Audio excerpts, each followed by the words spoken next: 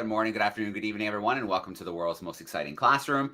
My name is Joe Grabowski, and I'll be your host for today.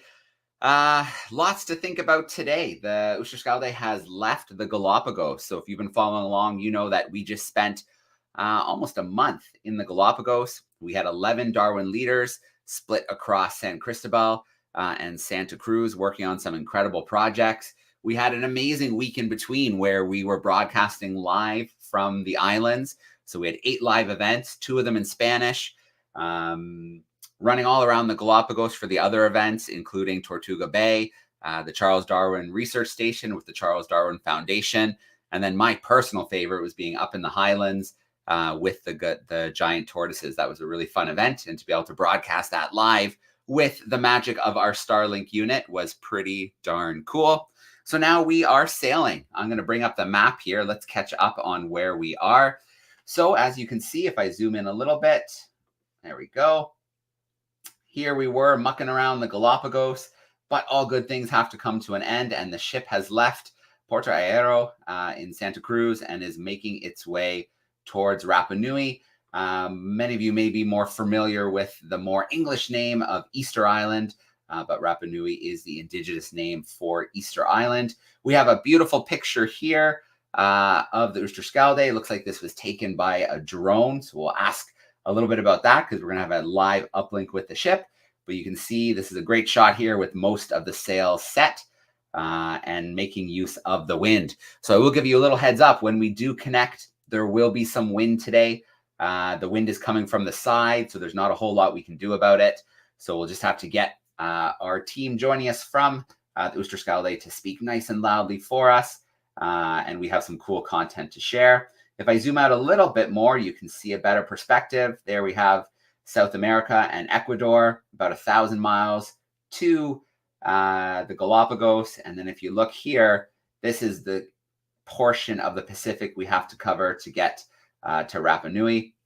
I absolutely can't wait to get there because we're going to do some really cool live events from the island. So those should be pretty special.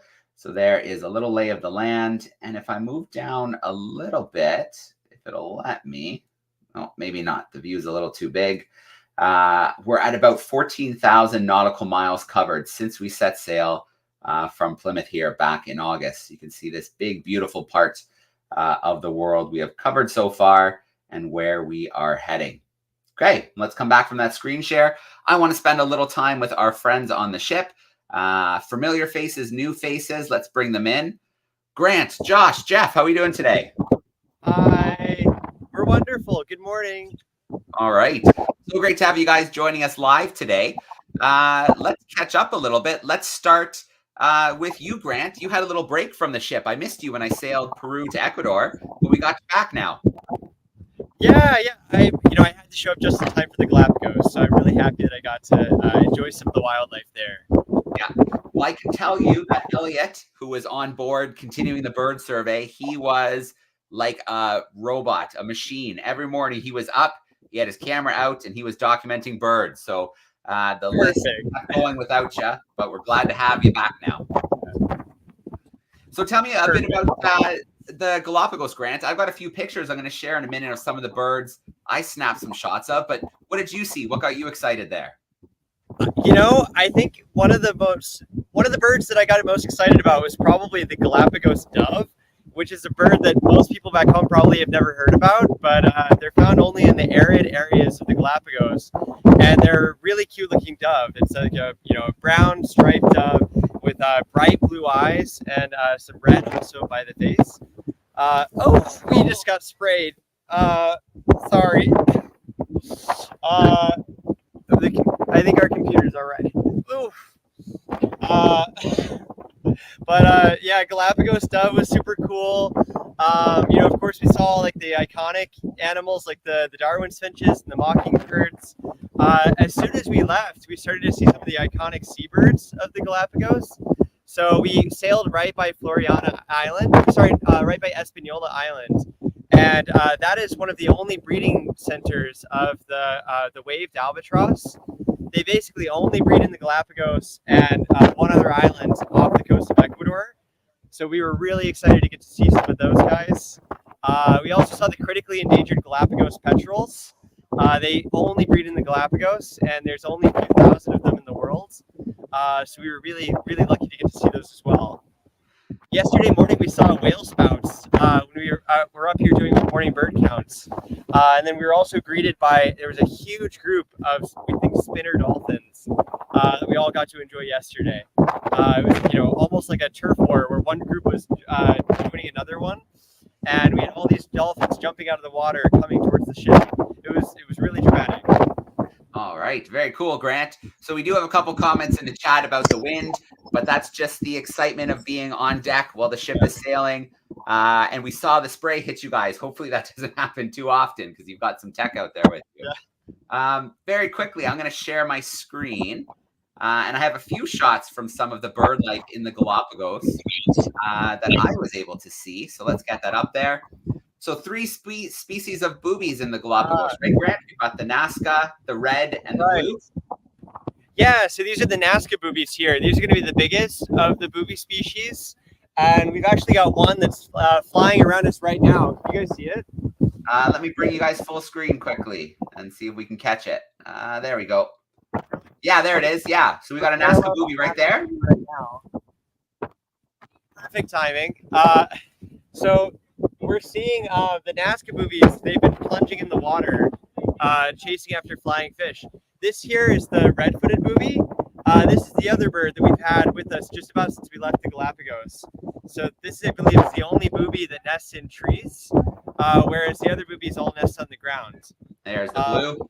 And this is the iconic blue-footed booby. We haven't actually seen these since we've left the Galapagos. They tend to stay a little bit closer to shore, but they're really iconic. Yeah, absolutely. And then just a couple other little ones. Did you see any of these lava herons hunting? Oh yeah, I love these guys. So lava herons are like an all dark version of a bird that we have all over South America and North America. That's like the green heron. But these guys, they're only found in the Galapagos. It's like an all dark green heron. Yeah, so a little hunting action here. And a fish. Nice. Yeah, very cool. And then there's the lava gulls, so endemic to the Galapagos. Yeah. These guys, the lava gulls, you hear gulls all the time. And I mean, even as bird people, like people kind of turn their nose up at gulls. They're super common and everything. This guy, the lava gull, it is the rarest gull in the world. Very cool. And nice camouflage to blend in on those rocks. Absolutely. Yeah. And so this, I think you guys probably saw a few of the frigate birds. Oh yeah, I've heard that they love to sleep on our rigging. Yeah. And all of the crew, they have the pleasure of cleaning up all the poop every morning. Yeah, they made a real nice mess when we arrived in Salinas in Ecuador on the first day. But these were my favorite. Were the furthest north penguins, the Galapagos penguins. Really? Yeah, so a couple shots here of this one just warming up in the sun. And then what was my favorite was when it jumped in the water with us. So we got a little bit of time with the penguins swimming around with us in the water. Very, very cool. All right, Grant. Well, looking ahead to, where we're heading, are there any species you're hoping to tick off the list? Anything you're expecting to see? Yeah, I mean, we're keeping our eyes out. It's really interesting because the part of the world that we're in right now, it's not really a popular shipping lane. The route that we're taking right now, sailing south from the Galapagos to Easter Island. Not a lot of people do this route. Either you get to Easter Island from the mainland of Chile, and same with the Galapagos. You usually go from the mainland, and it's not really common to travel across the open Pacific like this. And so there's actually very little information about the wildlife that's in this part of the ocean. So basically, I'm kind of excited for anything that we see, just because anything that we're seeing is going to be a valuable record for science, because we're going to be one of the first thorough bird surveys of this part of the ocean. All right, very cool. Josh, how are you doing, my friend? Haven't seen you for a little while. Yeah, all good, thanks. Yeah, so you and the team, you and the camera crew, you got to spend some time on a couple of different islands. You've worked on a couple different projects. What was your experience like in the Galapagos? I had a great time. I was doing projects that you wouldn't really... Well, the first week I was on the giant tortoise project, a very iconic Galapagos animal. And then the second Darwin week, I was doing a really interesting project about a scavenging beetle that is researchers think it's losing its ability to fly because of the isolation on the islands. It doesn't need the ability to fly anymore. So we were collecting specimens as we moved up the Sierra Negra volcano on Isabella and measuring their wings. And the hypothesis is that the wings of the beetles higher up the volcanoes are getting smaller and smaller because there's more abundance of food, so they don't need to fly, they can just walk around and eat. But yeah, it would be really interesting. All right, very cool. And, you know, from going from shooting giant tortoises who, you know, you can't miss, what was it like to shoot something smaller, trying to film those beetles? It was a big challenge. They were I heard they were small, but they were much smaller than I anticipated. They're about 3 millimeters. Wow. And they don't stay still for very long. And where were you looking for them? They hang out in poo a lot. So we spent 3 days going through cow poo and horse poo and tortoise poo looking for these tiny, tiny little beetles. But we found quite a few of them. But the really interesting parts came when we got to the microscopes and watching these researchers essentially perform surgery on these tiny, tiny 3 millimeter long beetles and taking their wings out and keeping them perfectly intact to measure them. It was really impressive to see. All right. Well, Josh, you were good enough to pull together a little highlight reel for us of little footage from the Galapagos. So let's take a little look at that reel now. I'm going to share a video here. I've got a ton of videos here, but this is the one. Here we go. And I'll keep you in, Josh, in case you want to say anything about what we're seeing.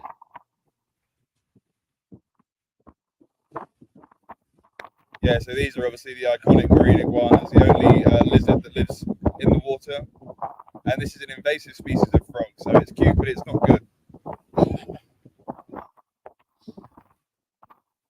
And there's one of the shots from my project on the giant tortoises.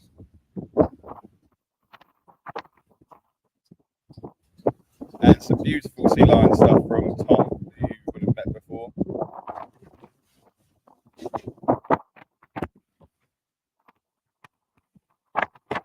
Did you get to sneak out and do any diving, Josh? I didn't do any diving. It was a little bit too expensive for me to go diving. But a few of the other guys did go diving and had an amazing time. Tom, who, again, you would have met before, he's still in the Galapagos. He went diving yesterday and was diving with a big school of pilot whales. Which oh, wow. Amazing. He sent me a video. It looks incredible. Oh, incredible. Can't wait to hear about that next time we get Tom on board. Well, it sounds like you had a great time. You've got tons of great footage. I'm sure you're excited for Rapa Nui. Yes, definitely. Yeah, really looking forward to it. All right. Well, we got a new face on board, our Explorers Club researcher. Let's say hi to Jeff. Hey, Jeff, how you doing? Hey, everyone. Doing well. Excellent. Well, Jeff, great to have you on for the first time. You've got a pretty amazing leg, Galapagos to Rapa Nui. Jeff, why don't you tell us a little bit about what you do in your day job? At my day job, I work at a company called Starlink, which is a company owned by Elon Musk, and the goal is to provide internet, fast and cheap internet to everyone in the world so that they can stay connected. Yeah, well, I would say that you guys are doing a pretty good job of that because we're in the middle of the ocean right now, and we have this beautiful connection thanks to our maritime unit.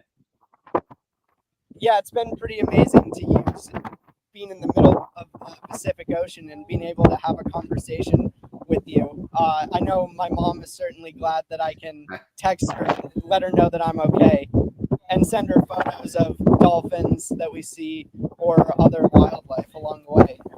Yeah. Jeff, in like a minute, because I don't want you to have to go into too much detail, can you kind of maybe tell us a little bit about how this connection is happening right now, about the constellation that's making this possible? Sure. Historically, the way that most satellite phones work is there are a couple of satellites tens of thousands of kilometers from the surface of the Earth that stay in the same position. These are called geostationary satellites, and they're very, very expensive. They can sometimes cost billions of dollars, and each geostationary satellite looks at a large portion of the Earth. But because they take so much time to build and are so expensive, a lot of people have to use them at once, which means they can't necessarily go very fast or give you fast internet. Instead, the way Starlink works is there are thousands of satellites orbiting the Earth at a few hundred kilometers above the surface. And right now there are 5,000 satellites or so orbiting the Earth at tens of thousands of kilometers per year. And each of those satellites allows you to connect to it, to whichever satellite is closest to you, and deliver internet quickly to a terminal to connect you. All So right. everything's moving very fast. Yeah, absolutely perfect, Jeff. Great little summary. And I mean, it speaks for itself. Again, you guys are in the Pacific Ocean, and I mean, this is as clear as like I'm watching YouTube right now. You guys are nice and crystal clear. It's pretty amazing. So, Jeff, this was your first time in the Galapagos, your first time on a tall ship. What's the experience been like so far? It's been incredible. The Galapagos was amazing for all of the reasons that Grant and Josh talked about. The wildlife was beautiful. Tortoises were much, much bigger and older than I imagined. I think I saw one that was 150 years old and 250 kilograms. And the ship itself is beautiful as well. My favorite part is climbing to the top up here, and it makes you feel a little bit like a pirate looking out over the sea. It's just been a really great experience overall. Taken a while to get my sea legs, so I've been stumbling around a little bit, but I think I finally got the hang of it. All right, that's great, Jeff. We'll definitely catch up with you in roughly a week's time and see how you're doing after a week on the ship. But Grant, Jeff, Josh, thank you so much for joining us for a live uplink today. It always makes these events to be able to go out to the ship and be live and see what you guys are up to. So thanks for taking us out into the wind today. Of course. Thanks for having us. All right. I know that breakfast bell is going to ring soon. So thank you so much, guys. And have fun out there. We'll talk to you soon. Thanks, Joe. All right. Thanks, guys. All right. So there we go. A nice live connection from the Oosterschelde. 3 smiling faces. I know they're just waking up there. I know that breakfast is coming soon. So we really appreciate spending a little time with Josh, Grant, and Jeff today. And our little cameo, our little drop-in from the Nazca Booby, which was really good timing as we were just showing a picture of said Nazca Boobies. Very, very cool.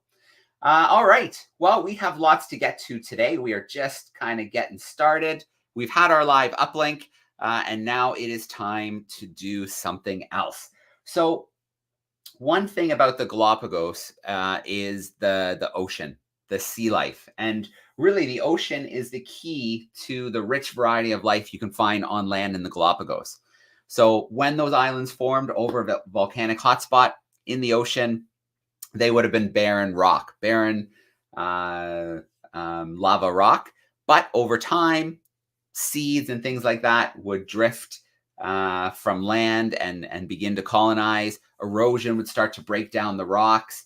And then the seabirds were bringing tons of nutrients from the ocean onto the land. So doing that transfer of nutrients, things they'd catch in the water, they'd leave behind remnants of their meals. They'd leave behind the guano, the poop. And over time, you got some soil and those nutrients on land. So there's that big underwater conveyor, that current of cold, nutrient-rich water. It hits the Galapagos Islands like a wall, and it's pushed up to the surface, that cold, nutrient-rich water, which puts a lot of marine life. And then that life, that nutrients can be transferred onto the land by things like the seabirds, the marine iguanas, and such. Now, when you're in the water, you get to see beautiful marine life. And one thing that the Galapagos is really well known for is sharks. So during the time that I was visiting the Galapagos, I was lucky enough to get to see several species of sharks and to be able to film some of them as well. So I want to share a couple little video clips with you of some of those sharks. And there's a second reason why I'm doing that. It's because we have been lucky enough to be working with the National Marine Aquarium in Plymouth ever since the ship left Plymouth in August. And so they have filmed live segments for us. They have filmed recorded segments for us.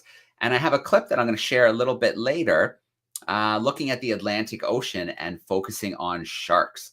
So a real nice tie-in. We'll talk about sharks in the Galapagos, and then I'll play a brand new clip that the National Marine Aquarium, the Ocean Conservation Trust, made for us in Plymouth. So let's take a look at a few things that we saw shark-wise in the Galapagos.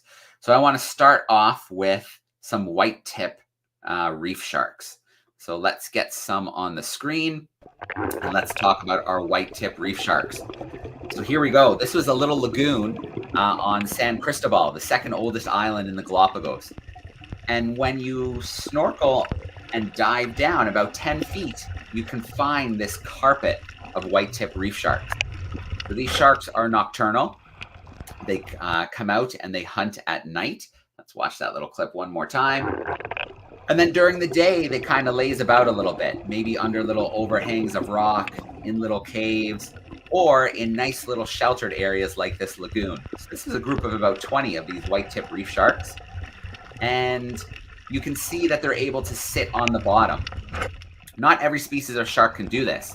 So sharks kind of breathe two ways. There's the more traditional way where they have to keep moving. They have to move and make sure that water's always moving over their gills. We call that ramjet ventilation. And your great whites and your blue sharks, your tiger sharks, your Galapagos sharks, hammerhead sharks, that's how they breathe. But there's also sharks like these ones, the white tip reef sharks, that are buccal pumpers.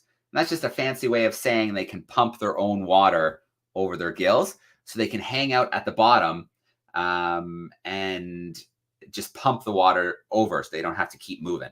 So I've got one more little video of the white tips. Let's make sure I pick the right one. There we go. And so these ones were in a little tide pool. So a little bit of water left over. I just dipped my phone into the surface of this tide pool, and we can get a little clearer look at some of these white tip reef sharks. So you can see one's kind of on the move, swimming around a little bit. The other's happy just sitting on that lava rock. Those beautiful cat eyes as well are really cool to see. So that's a couple little clips of our white tip reef sharks, nocturnal. They can pump water over their gills so they can rest on the ground or in caves during the day. Another cool species, let me bring up another video here, is the scalloped hammerheads. So I think they're pretty iconic in the Galapagos. They move in big shoals or schools. Sometimes they can be over 100. And I was snorkeling on a spot called Kicker Rock off the coast of San Cristobal and got really lucky to come across this group of hammerheads. So just snorkeling here, not diving, but still able to free dive a little bit with my fins and get a little closer. And so you can see the way they move so beautifully through the water. They kind of appear almost like ghosts. So for most of the snorkeling, you don't see them. And then all of a sudden, the group swims through. You have maybe 10, 20 seconds with them before they disappear again. And you might not see them again on the snorkel or the dive. So I think it's 50-50 that you get to see them when you're visiting a place like Kicker Rock. And it's usually not for a long period of time. They kind of ghost in and they ghost out. And then related to sharks, we have our rays. So there's stingrays, and then there's also rays like our manta rays, our eagle rays that swim more in the open water. They're in the same subclass, Elasmobranch, as sharks. They have the same cartilage instead of bones like sharks do. So we have cartilage in our bodies too. It's in our ears, it's in our nose, but sharks and rays, it makes up their entire skeleton. They don't have bones the way that we do. So let's take a little look at a couple rays that I was lucky enough to spend some time with. So this is a spotted eagle ray.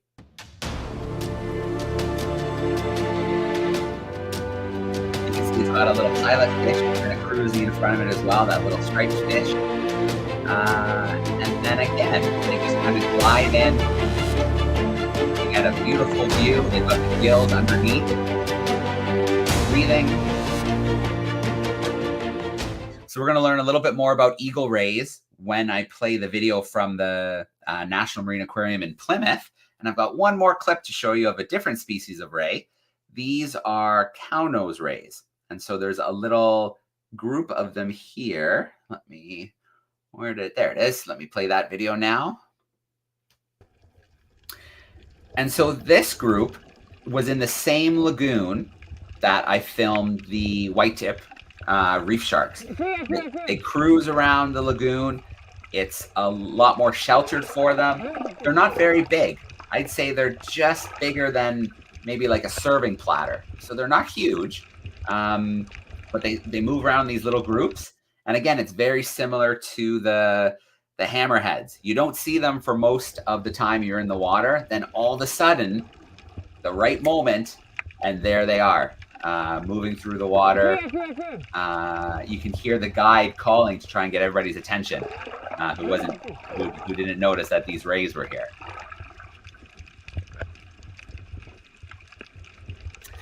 All right, so that is some of the sharks, some of the rays that you find in the Galapagos. We also saw black tip reef sharks. We saw a lot of baby ones at Tortuga Bay. We also saw some baby hammerheads at Tortuga Bay as well. And Tom, one of the camera guys, was able to get a little footage of those too, of the baby hammerheads. So I'm going to take some of these videos away now. And we are going to travel from the Pacific and some of the sharks and rays in the Pacific. And we're going to learn a little bit about some of the sharks in the Atlantic Ocean. And we're going to get to see some of them through the magic of a visit to the National Marine Aquarium. When this video finishes, we'll have a little Kahoot quiz. We'll have our experiment and our curiosity, and we'll wrap up this week's World's Most Exciting Classroom. But for now, let's take a look at our video from the National Marine Aquarium and the Ocean Conservation Trust.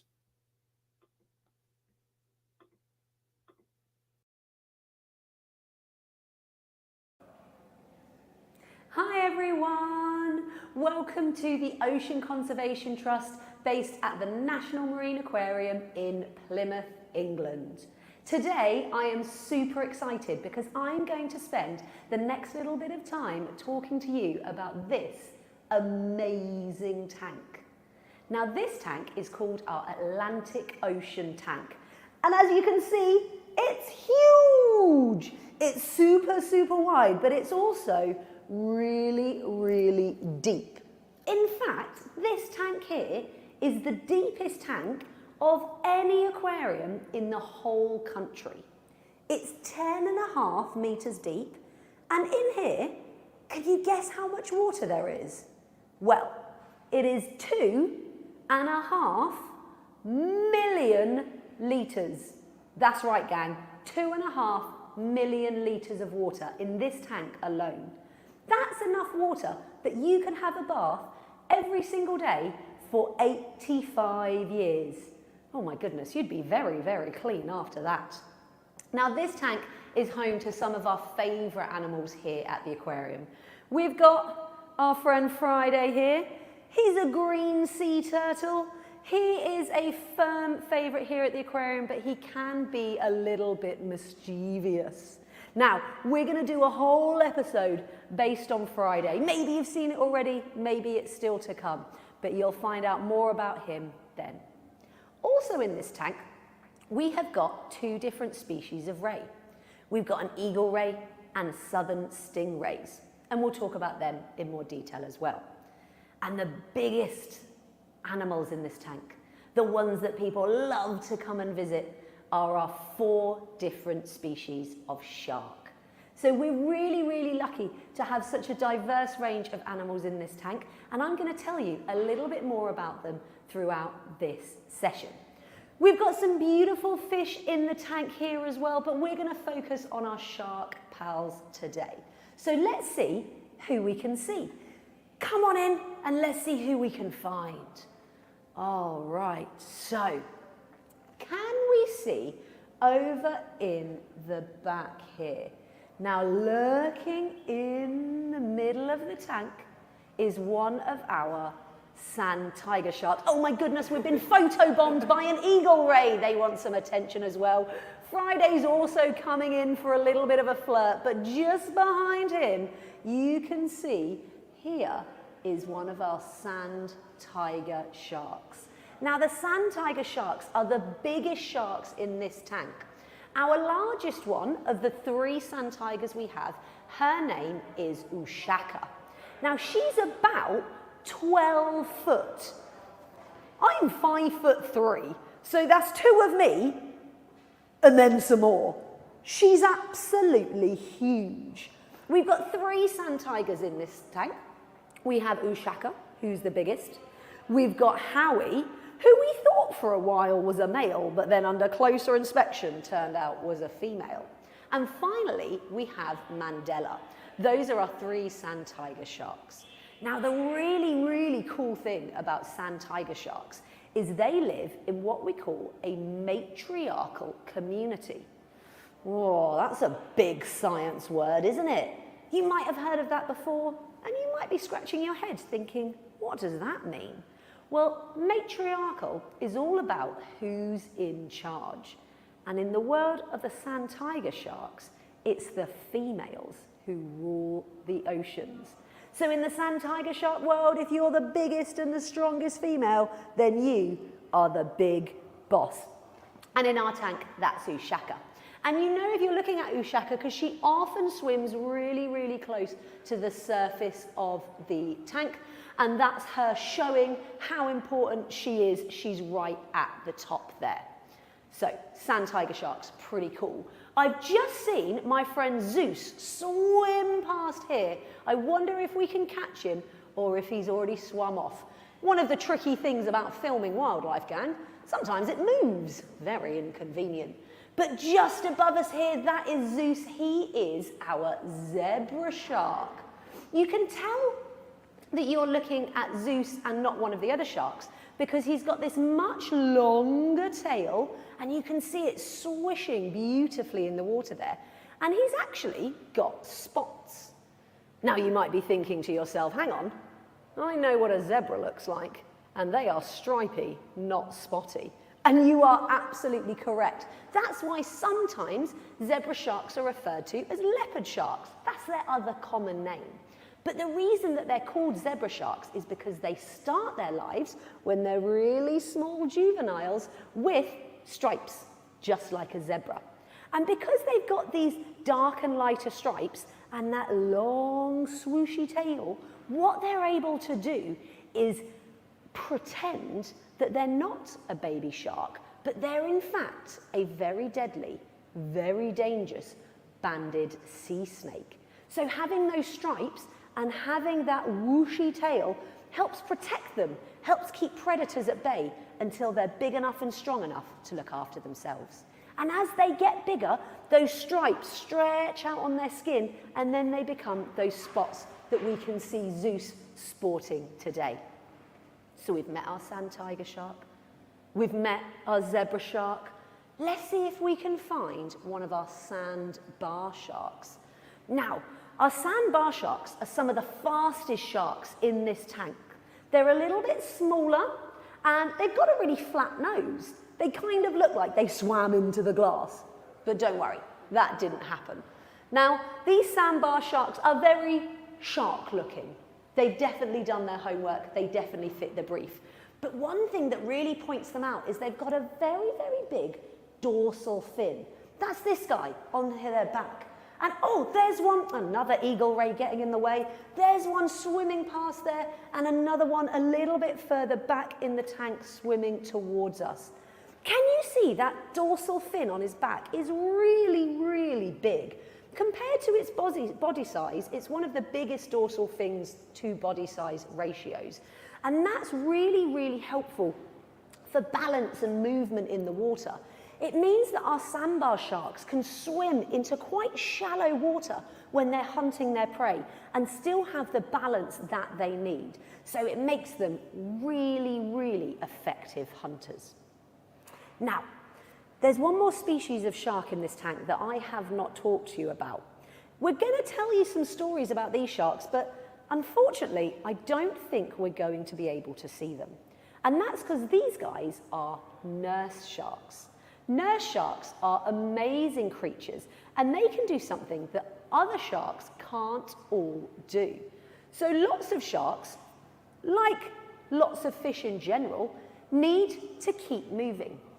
We know that they've got gills that they use to extract oxygen from the water, and that they need to keep swimming so that water is constantly flowing over those gills. Now, our nurse sharks are a little bit special because they actually don't need to keep swimming. They're able to lie flat on the bottom and do something called buccal breathing, which means they can take water in and they can extract that water the oxygen from that water internally without having to keep moving. It's very, very special, but it means that sometimes our nurse sharks can seem a little bit lazy, because I can tell you exactly where they are now. They're not swimming around the top of this tank like their friends. They are all the way down the bottom. Do you remember I said it was a super, super deep tank?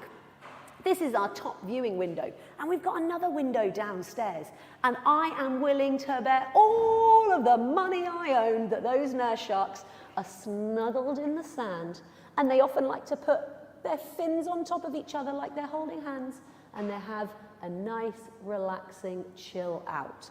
So I don't blame them. I love sitting on my sofa and having a nice, relaxing time, and I think that's what they're doing too.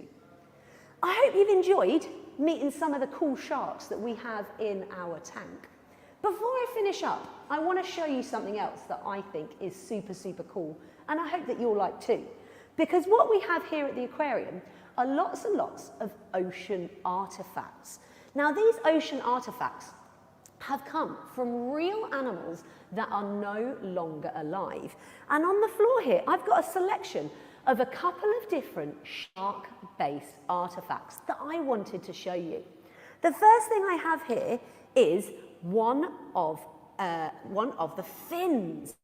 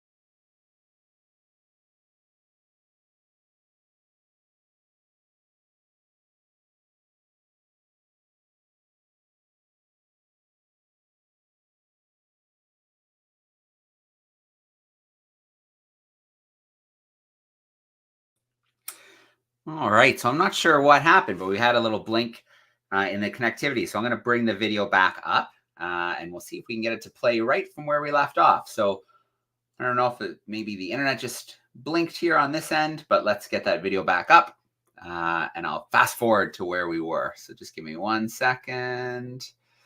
There we go. Different names based on where they are on the body. So I've already mentioned that the dorsal fin is the one on the back. So that's the guy sitting here. If you've ever seen a shark movie and there's a shark coming to swim to the beach, that's the dorsal fin that you'll see. They also, some of our fish friends, have got fins up here. These are called your pectoral fins, nice and high on the body. If your fin is a little bit lower there, if you're seeing it down here, this is a pelvic fin. And lastly, we have the little part that attaches our tail to our body, and that's a super fun word to say. That is our corduncle. Fun to say. Can you give it a go? Corduncle. Love saying that word. So the fins are super, super important for our shark friends. They're going to make sure that they can swim really efficiently through the water. And another thing that makes them swim really efficiently and which makes them great predators is that their skeleton is a little bit different to your skeleton and mine, and even to some of the fish skeletons that we have here in our tank, because their skeleton is not made out of bone. It's made out of something different. I wonder if any of you know what it is. Have a think, maybe turn to your neighbour. What material do you think a shark's skeleton is made out of if it's not bone? I'll give you a little clue. Our friends, the rays, they also have skeletons made out of the same material. It's something flexible that helps them move. It's something that is a little bit harder to break, keeping them strong. And it's something, if you take your finger and touch your nose, that you can feel as well. Can you give your nose a little wobble? Can you take your ears and give them a little wobble? That material is called cartilage, and that is what sharks and rays' skeletons are made of. And those cartilaginous skeletons help them swim beautifully through the water, turn corners really, really quickly, and like I said, they're harder to break. So those skeletons made of cartilage are super helpful for our sharks and our ray friends. The last thing I want to show you is some cool shark jaws here. Now, we know that sharks are awesome predators, and because of that, they have often got very, very sharp teeth. And if you have a look here at this jaw, this is a jaw from a sand tiger shark. So we already met one of our sand tiger sharks. We met Oosterschelde earlier. This is a jaw from a shark just like Oosterschelde. Now, can you see how sharp those teeth are? Oh my goodness, I would not want to be on the receiving end of that bite. And if you look closely, you can see that the teeth are actually angled backwards. That means when a sand tiger shark takes a bite, it's really, really easy for them to take that bite because of that angle. So sand tiger sharks have these super, super sharp jaws. Pretty cool, huh? Now, we're going to go a little bit up in size and have a look at this jaw. Oh my goodness, look at that. Absolutely huge. Now this jaw is from another shark called the tiger shark. The tiger shark is even bigger than our sand tiger shark friends, which means their jaw is really, really useful to show you the underside. Can you see here? We have got not just one row of these razor sharp teeth, but 2, 3, 4, up to 5 rows here in our tiger shark's jaw. And all of these rows of teeth are already in the tiger shark's, in any shark's mouth when they are born. And that makes it really, really convenient for them, really easy for them. As humans, when we lose a teeth, when we're younger, maybe you've already lost some of your teeth, maybe you've got a little hole in your mouth now, and you're waiting for your big grown-up teeth to come through. Oh, we have to wait ages for that, don't we?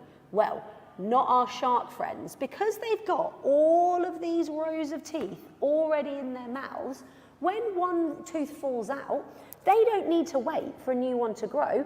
It'll just move forwards from one of the rows on the back, almost like a conveyor belt, ready to go hunting and to find some new prey.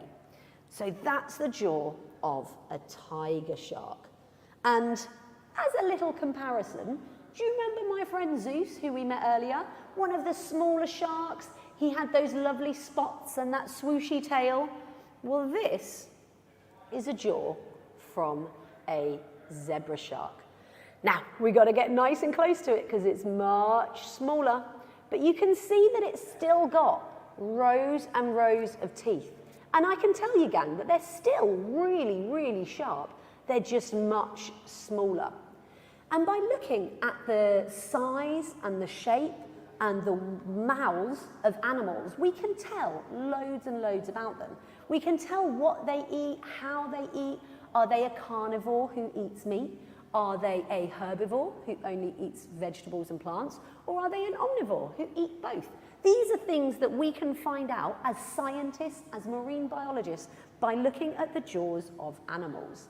And we can even learn about animals who are no longer in our oceans based on things that they leave behind. The last thing I want to show you is this. Would you look at the size of that? If I put my hand next to it for comparison, that is an absolutely huge tooth. Now, I should tell you that this one is not a real tooth from an animal. This is what we call a replica. So it's a model that's been made based on a real tooth. Can anyone guess what animal this is from? I've already given you a clue that it's from an animal that no longer exists in our oceans. It used to a long, long time ago. And we've been talking about sharks all day. I reckon you've guessed it. This is the size of a megalodon tooth. A megalodon lived ages and ages and ages ago, millions and millions of years ago. And they were so big that this is the size of their tooth. In fact, their jaw, if it was opened nice and wide, like our tiger shark jaw, I would be able to stand inside it. Can you see if you can open your mouth that wide? I think I can get mine big enough. Absolutely huge. So isn't it great how much we can learn about our oceans from the animals that we have already, from the artifacts from animals that have passed, and from little treasures left behind from millions and millions of years ago. I hope you've all enjoyed learning about our Atlantic Ocean tank and some of the animals that live in it. If you want to know more, please come and visit the Ocean Conservation Trust website, and hopefully we'll see you on the next session. Thanks from me. Bye.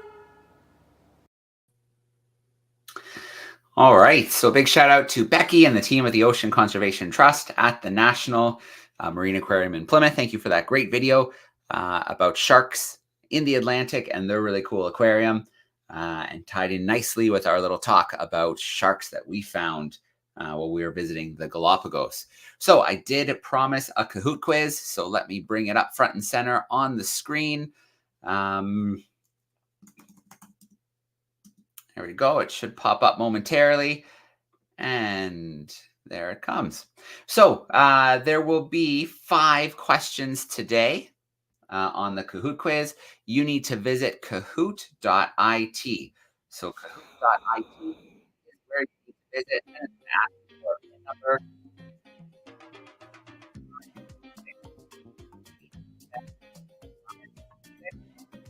A couple moments here, see if we have a few classrooms come in and join us, maybe some homeschool students. If you have a tablet or something at your desk, you can join that way, or maybe a Chromebook or a laptop. If not, no big deal. You could have your teacher put up at the front of the room, shout out your answers to him or her. If you're at home, you can also scan the QR code on a tablet or a phone, and it will bring you right in. So we'll give it a couple more moments here. We have a quick experiment to wrap up today, and then we have our Curiosity of the Week. And then we will catch up next week when the ship will be hopefully much, much closer to Rapa Nui, and we'll see what's going on. So a couple more moments here. See a few more students, a few more classrooms trickling in, and then we will take things live. 20 to 30 seconds for each question. It just depends on if it's a multiple choice or a true or false. The quicker you put in the right answer, the more points you are going to get. So let's see how things shake up for today. Okay, let's take this live. Here we go. So our first question, coming up in a couple seconds here. There we go. True or false? The Atlantic tank at the aquarium is the shallowest in the UK. Is that true or is that false? That the tank is the shallowest in all of the UK.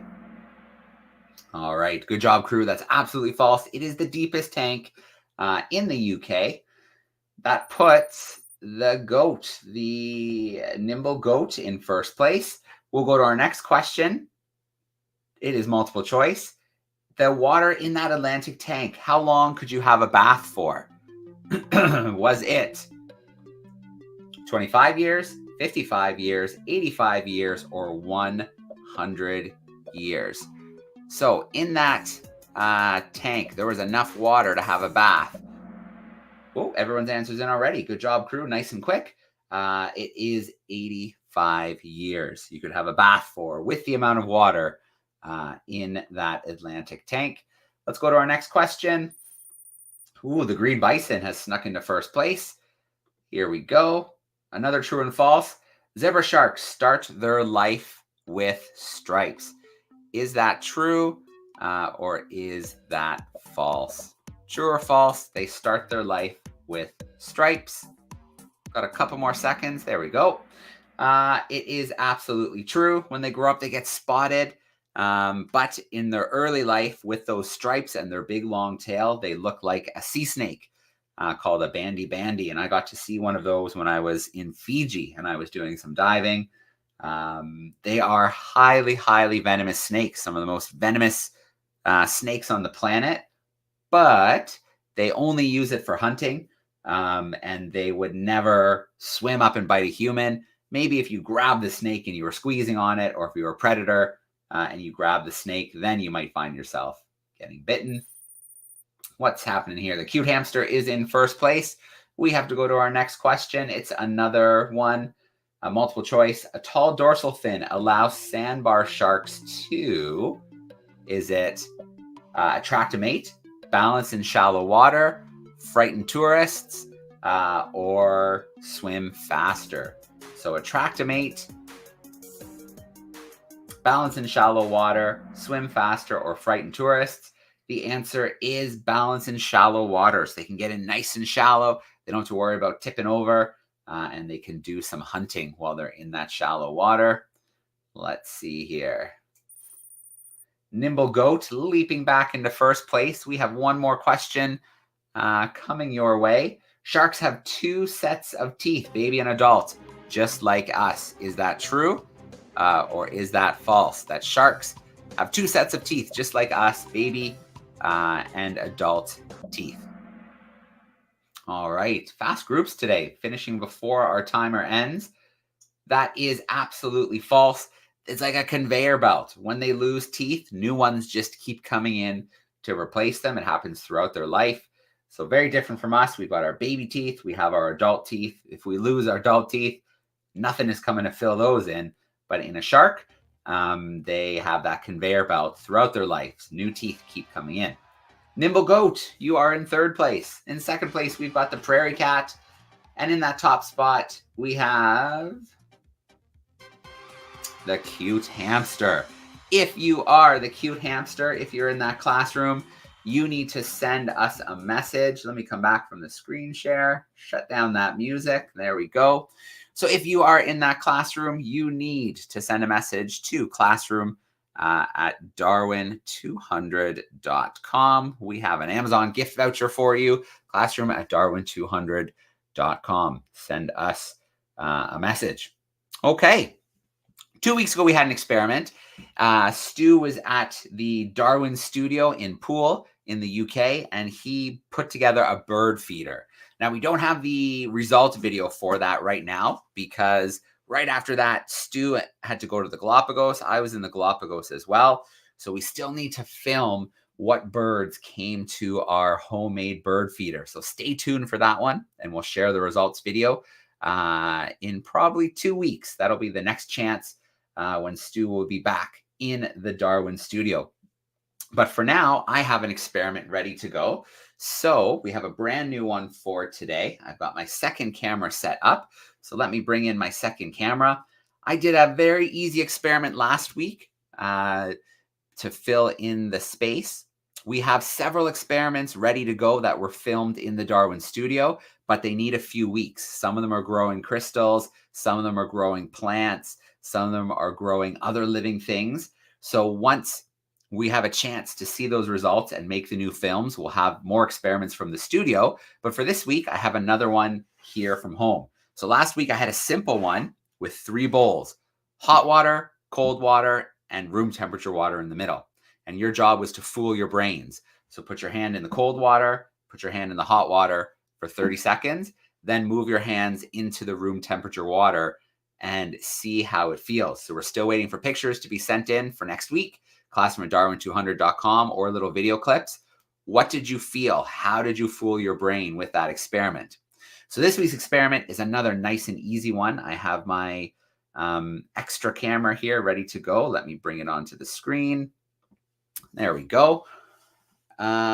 Share, and let's let that one take over. So I'm going to turn off my other camera momentarily, and we're going to focus on this one. There we go. You should still be able to hear me. So again, a really easy experiment for you. I didn't want to make it too challenging. Easy items that you can find at home, that you can find in the classroom. First thing I'm going to do, just in case, is put paper towel down on my desk, because this experiment does use water. If everything goes well, the paper towel won't be needed. But just in case there's a small mistake with the science, I do have a paper towel. You need some water, as I mentioned. Just water straight from the tap is perfectly fine. You need a Ziploc bag, and you need to take that Ziploc bag and you need to fill it with water, which is what I have done here. Nothing crazy or super fancy. It is a Ziploc bag filled with water. Make sure that it is nice and sealed. You have that zip nice and sealed up here at the top. I just gave mine another quick zip just to make sure. And then you need some pencils. Pencil crayons could work as well. I have pencil crayons today, and I have 3 of them. You will notice that they are very, very sharp. So whether you use pencils, whether you're going to use pencil crayons today, make sure that they are very, very sharp. That's important for the experiment as well. And what we're going to do, believe it or not, I am going to put these pencil crayons through my Ziploc bag of water, and we are not going to have a massive, massive mess on my desk. And your task will be to figure out, well, A, try this at home or try this in the classroom, and then figure out, tell us why there wasn't a giant mess. So here we go. I'm going to start off with a brown one, and I'm going to put it into my bag and out the other side. There is not water pouring out of my bag. There is not a giant mess on my desk, and it has gone through one side to the other. I will turn it as well, so you'll see there is no trick photography happening here. I'm going to take the purple one this time, and maybe I'll go from the top and I will go down towards the bottom. So here we go. Nice and sharp, and out the other side. Again, no mess, no water pouring all over my desk. I've got one more to go, a nice turquoise aqua color. And I'm going to put it maybe from the side here. There we go. You can see it coming towards the other end, and out it comes. So there we go. That is our science for today. We have 3 pencil crayons making their way through this Ziploc bag filled with water. There's not a giant mess on my desk. What in the world happened here? Make sure, though, you don't push it all the way through so it comes completely out. If you do that, I promise you there'll be a giant mess left on your desk. So don't go all the way through and pull it out the other side until you're ready to put an end to your experiment and put away your supplies. So 2 weeks to give that a try. Classroom at DARWIN200.com. Send us your pictures or videos trying this experiment in the classroom or at home. There are gift vouchers up for grabs for the top 3 entries that we do receive. And yeah, we just love to see you trying those experiments. In your video or in the email that you send a picture in, let us know what you think happened. Why these pencil crayons were able to go through the bag like this, without making a giant watery mess all over my desk. Okay, we have to wrap up with our curiosity of the week. We had a curiosity last week. Let's take a look and see what that curiosity was. Let's get the answer. Back, everyone. Last week, I asked you to try and identify this little fossil. Could you guess what type of animal this is? Well, it's actually a very important group of organisms that existed around the world's oceans for over 300 million years. It's a trilobite. They emerged in the early Cambrian era about 521 million years ago. And they existed all the way to the end of the Permian era about 251 million years ago. This particular one comes from the Atlas Mountains in Morocco, and it's about 400 million years ago. This little model shows what the living animal would have looked like. They scurried around the ocean floor, eating food and detritus that had drifted down from the upper levels of the water. All right, so that was last week's curiosity, a trilobite. So we knew it was a fossil, but we didn't know what it was a fossil of. So about 400 million years old, that fossil. Now we always have a new curiosity. Experiments, you have 2 weeks to send your answers in. Curiosity, 1 week, because we always reveal the answer to the curiosities after 1 week. So let's take a look at our brand new curiosity. Here it is. Let's see. Welcome back, everyone. This week's curiosity is this intricate little object here. If you look really carefully, you'll see this extraordinary structure of plate-like crystals. Can you find out the name of this strange structure? What do you think it is, and how do you think it formed? Send in your best guesses to classroom@darwin200.com. Join me in 1 week's time to find out the answer. Good luck, and thank you for taking part. All right. If you think you know what that curiosity is, if you want to do some research to try and figure it out, you need to send us an answer to classroom@darwin200.com. You have 1 week to send in the answer, 2 weeks for the experiments, which means next week, the experiment with the hot and cold water and fooling your brain by warming and cooling down your hand, then putting in the room temperature water. And then you have 2 weeks for this week's experiment, which was our Ziploc bag with water and our pencils, and 1 week for the curiosity. So here we go. We are wrapping up for today. A huge shout out to all the classroom groups that joined us. Thank you to Josh and Grant and Jeff for joining us from the Oosterschelde. We always end our events the same way, with a big shout out to our supporters and our sponsors. Without them, we wouldn't be sailing around the world. We wouldn't be doing research and training young conservationists, and we definitely wouldn't have the world's most exciting classroom every week.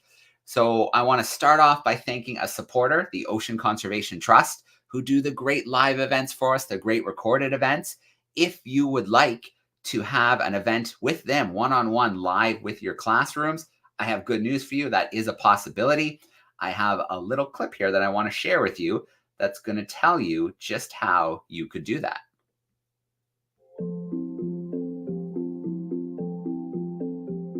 Our virtual experiences bring all of the excitement and wonder of the National Marine Aquarium right into your classrooms. You can join from wherever you are in the world and meet some of the 5,000 animals that live here.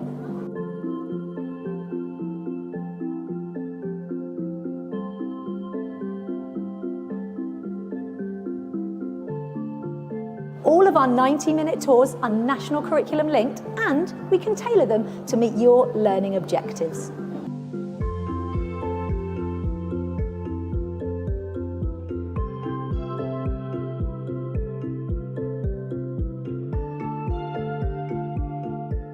For our younger audiences, we have a magical introduction to the underwater world.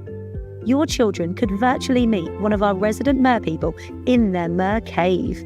They will get a chance to see some incredible ocean artefacts, such as shells and mermaids' purses, and share some weird and wonderful facts about our ocean friends, all before hearing an original story. Wherever you are in the world, our virtual sessions will engage and inspire without ever having to leave the classroom.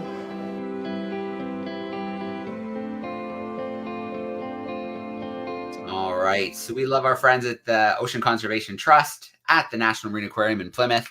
That's where we started the voyage. We had a great reception with them before we set sail, and they've been so generous with their time, doing live events with us, recorded events for us. So if that is something you want to check out with your classroom, have your own one-on-one 90-minute event hanging out with the National Marine Aquarium, that is something you can do. Thank you again to everybody who tuned in today. We try to keep these to an hour, but we always squeak a little bit over. There's always so much stuff going on in a world's most exciting classroom event. We were pretty close to keeping it to 1 hour today. We're going to wrap up with a thank you to our sponsors. Before we do sign off, though, we hope to see you next week, where we will be much, much closer to Rapa Nui, also known to many as Easter Island, and we can't wait to get there as well to do some live events. But for now, a big shout out to our sponsors, and we'll say goodbye for today. Thanks, everyone.